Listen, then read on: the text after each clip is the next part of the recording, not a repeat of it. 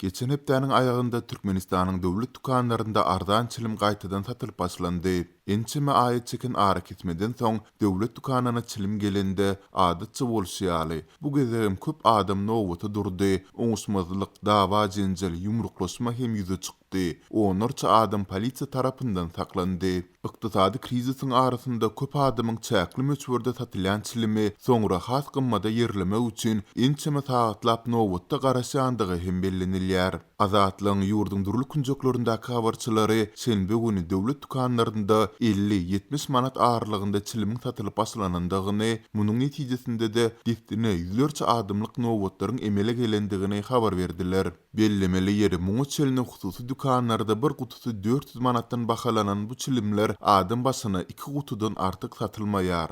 Habarçylarymyz nowatlarda basa-basylygyň döreýändigini, hatda polisiýanyň hem tertip düzgüni üpçün etmekde kynçylyk çekýändigini belleýärler.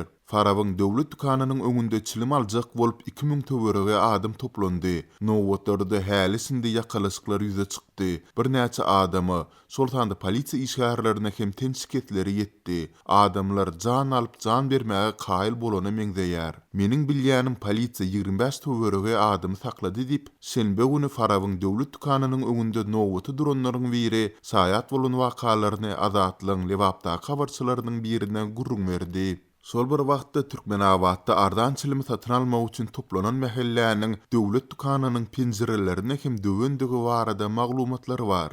Türkmenabadyň demir ýolçy etrapçysynyň 6-njy dukanynyň öňündäki nowatlary tertip düzgüne polisiýa hem gözegçilik edip bilmedi. Nowatda 2 adam husundan gitdi. Basa-basylykda dukanyň daşky penjereleriniň hem ençemesi döwüldi. Duşenbe güni polisiýanyň çilimiň 21 ýaşy ýetmedikleri we aýal gyzlara satylmajakdygy baradaky duýdurşlaryna hem hiç kim gulak asmaýar. Adamlar ýerden 7-de harit goýberip başlaýan dukanlaryň öňünde 10-12 sagat öňünde nowat tutup başlaýarlar diýip 8 fevralda çilim nowatynda duranlaryň biri habarçymyza gurrun berdi. Şular ýaly ýagdaýlary ýurdun gün orta Mary welaýatynda hem eýýäm ençime gün bäri tinlese bolýar. Emma lewapdan tapawatlylykda Maryda çilimiň ýany bilen ýene başga bir harydy satyn almak talap edilýär.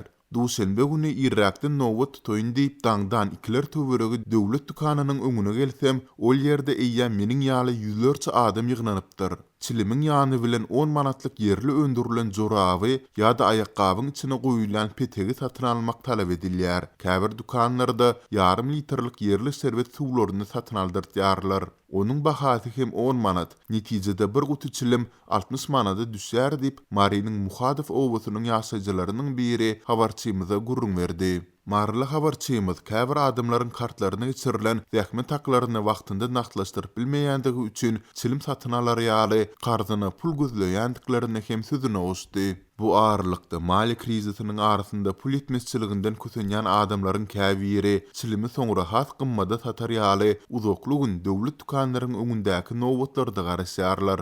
Bellisek döwlet dukanlarynda ardan çilim satyp çykarylmazyndan ozal şol bir markaly çilimler hususy dukanlarda 400 manatdan bahalanýardy. Emma soňky 2 güniň dowamında olaryň narhy ilki 200 manada, soňra da 100 manada çelini düşdi. Ardan çilimiň ýene haçan sewdadan ýitjekdigi belli däl. Çilimi asla çekmeýänler hem olary soňra has gymmada satmak maksady bilen öňünden satyn alyp goýýarlar. Şu gün hususy dukan eýelleri nowatlary aýlanyp döwlet dukanyndan eýýäm çilim satyn alanlara her çilimiň gutusyny 90-100 manatdan satyn almagy teklip etdiler. Ardan çilim uzak dowam etmez. Ol soňu bilen ýene gymmatlar. Türkmenistanda çilim birjalardaky gymmatly kagaza öwrüldi diýip 8 fevralda hem çilim nowatynda duran Türkmenabadlylaryň biri kinaýa bilen habarçymyza gurrun berdi. Türkmen häkimetleri ýurda 2025-nji ýyly çelini temmäkiden doly azat etmek urunda görüşýärler. Türkmenistanyň 2011-nji ýylda bütün dünýä saglygy goraş guramasynyň temmäke garşy görüşmegiň çarçuwaly konwensiýasyna goşulmagy bilen ýurtda çilim sewdasyna garşy durly çäklendirmeler girdilip başlandy. Şol bir wagtda tinçiler häkimetleriň çilimini goýup bilmeýän adamlaryň we olaryň maşgal agdalarynyň görýän görgülerini çilim sewdasyndaky korrupsiýany görmezligi salýandygyny belleýärler.